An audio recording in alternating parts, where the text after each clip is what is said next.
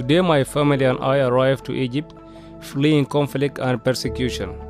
We are seeking safety and international protection here.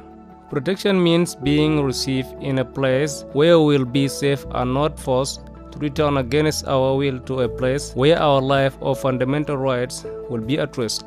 We might be able to have access to basic human rights such as education, health, and fair legal representation. If you are seeking asylum in Egypt, you have to register with UNHCR first. UNHCR registers refugees and asylum seekers and conducts refugee status determination on behalf of the government of Egypt. Having the registration documents help us regularize our stay in Egypt.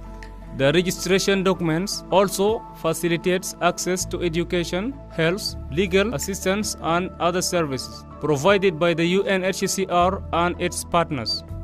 The registration document allowed my family and I to issue the residence permit. Through the registration card, we were able to obtain the residency permit, which is crucial to enroll my children in school. It also facilitates the process of applying for a driver's license. I am benefiting from the primary health care at the Ministry of Health and Population Facilities and Care for Chronic Diseases or Mental Health with support of UNHCR partners. Procedures will be clearly explained throughout your journey with UNHCR, from registration to status determination. This journey could be long, therefore your attention to procedures is required. The first step is to go visit UNHCR premises on 17 Makkah Al-Mukarramah Street, 6th of October City. There you will be handed a registration appointment slip by a UNHCR staff member. Based on your individual profile and complexity of your case, you might be requested to sit for one interview only, which includes registration and RSD, or 2 separate interviews.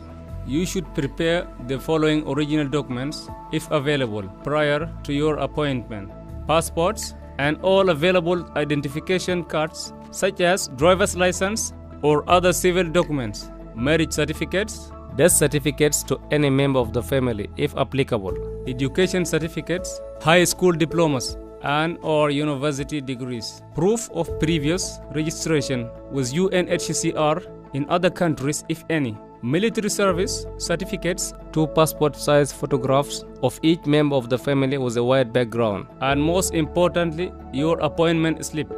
On your interview date, all family members must be present, and don't forget to bring all your documents. I remember the day of the interview very well. It was a long day that lasted hours. Our advice to you is to be patient and prepare yourself and your family for a long wait. Upon arrival, we were issued a waiting number, token, until it was our turn.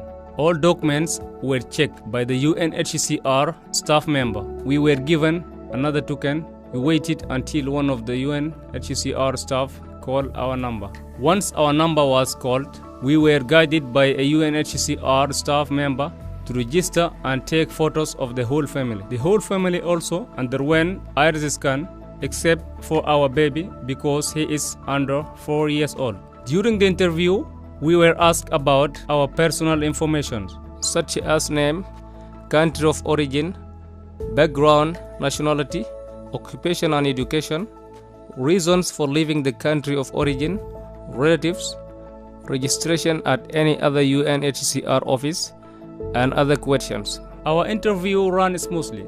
We had all the requested documents ready during the interview and followed all procedures. We received the UNHCR yellow card for asylum seekers. The interviewer explained to us the procedures for obtaining a residency permit card.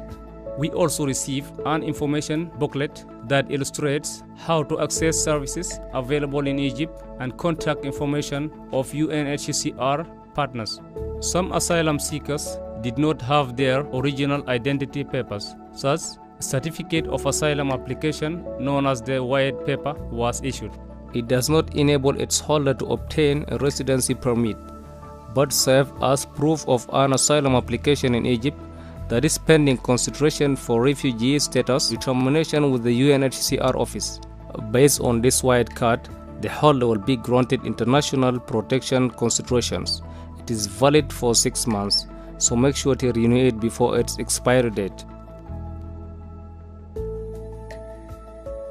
On the date specified on the voucher, I contacted the UNHCR office as a primary applicant for the interview. Depending on the individual profile and the complexity of the case, other members of your family might undergo individual RSD interviews. During the interview, I explained the reasons that forced me to leave my country and led me to seek asylum. I told the truth without falsification or alteration of facts. Providing false information will be detected by UNHCR staff and can harm your application. Therefore, please make sure to provide correct information at all times. We received a result slip which indicated that we should start checking the RSD result website 6 months after the interview. rsd.unhcregypt.org.